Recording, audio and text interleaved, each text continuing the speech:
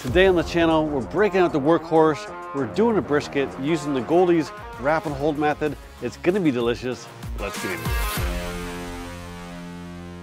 What's up, barbecue fans? Welcome back to the patio. My name's Jake. You're watching Mama Cook. Today on the channel, we're breaking out the Workhorse. We're doing a brisket. Now, recently, I did a video called The #1 Brisket on a Pellet Grill.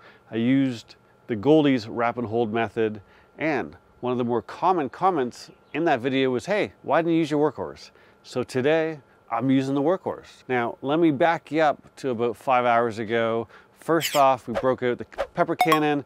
I made a whole bunch of fresh cracked pepper. I'm using the exact same sequence that I did for the Yoder, and I'm using about two and a half parts of pepper, 3/4 parts of diamond crystal kosher salt, and maybe a 1/4 part, half part of seasoned salt. It's not exact, I'm putting them on by eye, but what I did here is I got a 16-pound choice brisket from Costco. I started with a decal fat. Now this guy actually had a pretty small decal fat, but I did cut it pretty aggressively, and in general, I'm going to tell you right now, I did an aggressive trim on this brisket as a whole. I really wanted to have some nice slicing pieces, and look, it's sausage season. I'll use that later. So what we did is we started on the top, we worked away at that silver skin.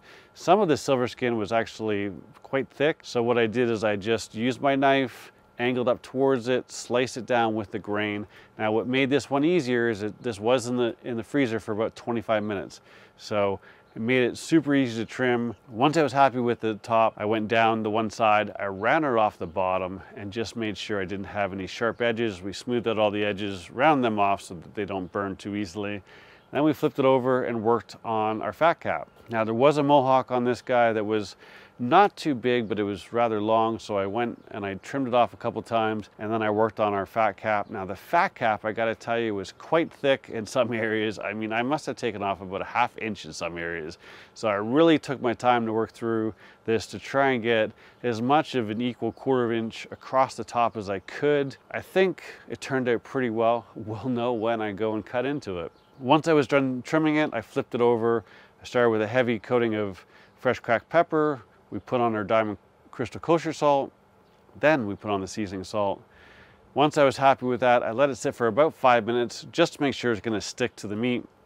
I flipped it over, and then again, we started with that pepper, then the diamond crystal kosher salt, and then the seasoned salt, and we just let that sit for a good 50 minutes or so. I came outside and we fired up the Workhorse.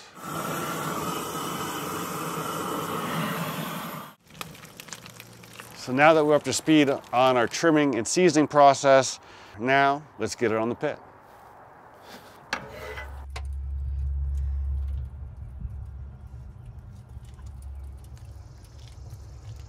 So here we are, our brisket's been on for 4 hours at 225. Let me bring you in and show you what we're looking at.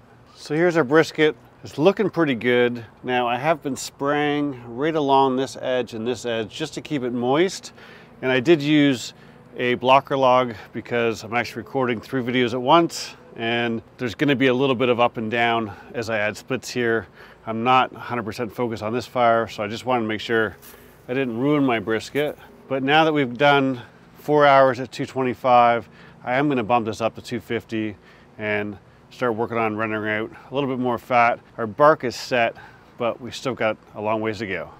So it's been a total of 11 hours. The point is at 196 and the flat is about 187, 188. I'm gonna pull it off. As I mentioned, we're doing the Goldee's wrap and hold method, so we're gonna get ourselves some tallow here. I'm gonna put this right under where the flat's gonna go. Look at what we got there. Got great color to it. Fat is nice and tender on this one side, so I love the color of it. I think we're in pretty good shape.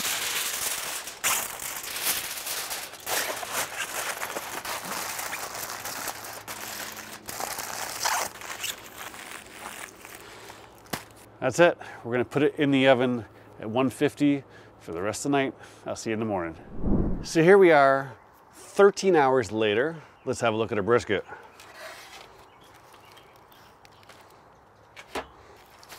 So before we unwrap this, if you're new here every week I do a contest. So Tuesday to Tuesday and Thursday to Thursday. So you've got roughly a week, sometimes 2 weeks to enter. Super easy to get entered. All you got to do is like this video, be subscribed to the channel, and comment with the hashtags related to that video. In this one, it's going to be hashtag workhorse, hashtag brisket.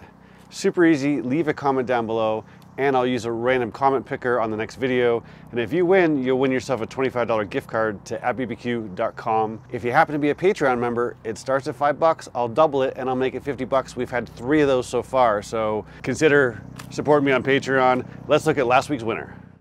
So this is the chuck roast video, and the hashtags were hashtag chuck roast, hashtag Yoder. 56 comments use that hashtag.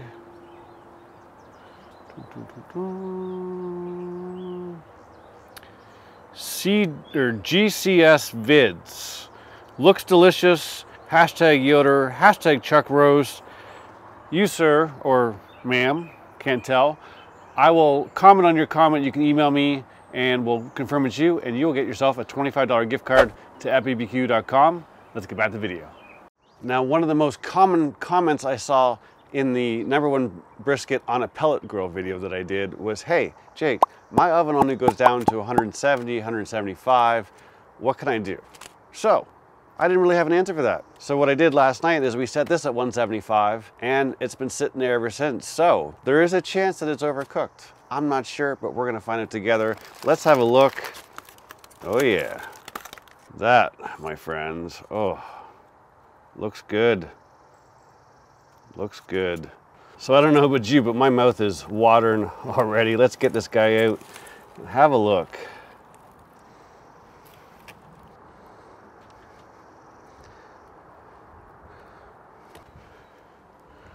Not too bad. Not too bad. I had a little bit of pooling down here so you can see my bark washed away a little bit, but overall, looking pretty delicious.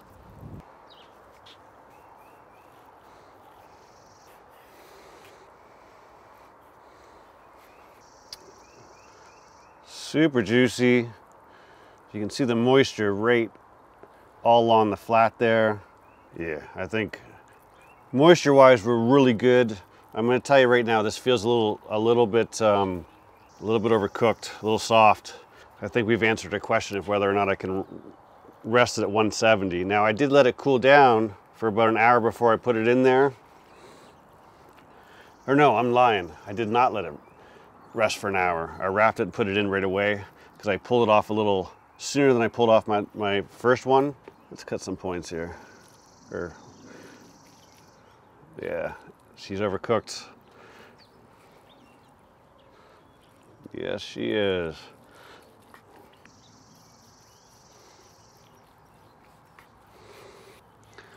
Yeah, she's too soft. Falls apart. So we answered that question. I should have just stuck to the #1 brisket on a offset. Flavor wise, we're really good. No complaints there. Super moist throughout. I'm actually kind of surprised it has so much moisture considering that it's overcooked.